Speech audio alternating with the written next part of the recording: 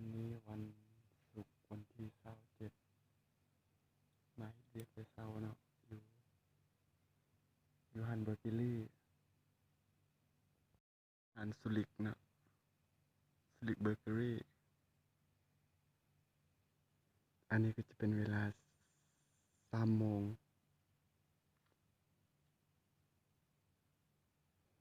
เป็นเวลา3 โมง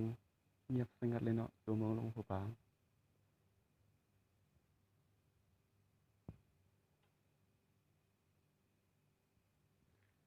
อันนี้ที่ห้านพบตกอันนี้ทางวัดแซนมาท่ามูมาเฮ็ดเวียก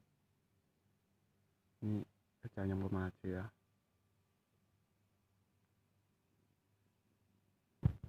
รู้สึกเป็นตาย้านเนาะนี่อยู่คนเดียว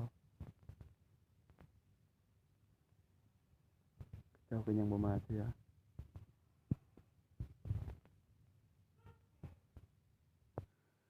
คอยเห็นมีคนคนหนึ่งอยู่หานในกำลังเฮ็ดหยังฮะ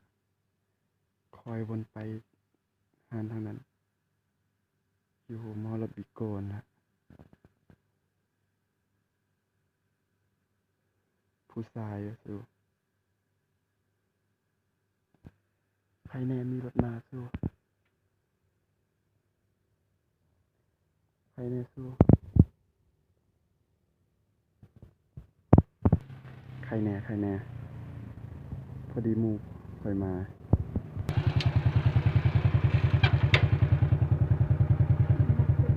บุญ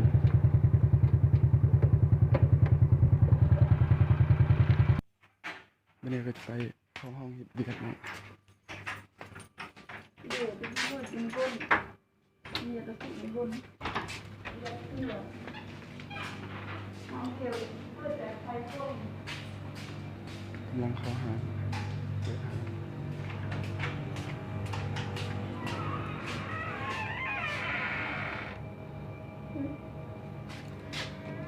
ตกก่อน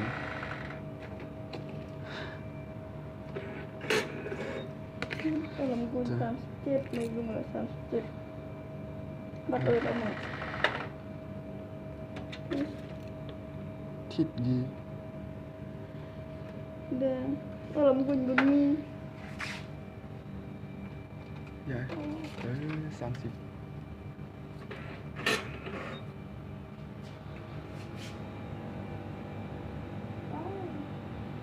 แต่สะอดจับ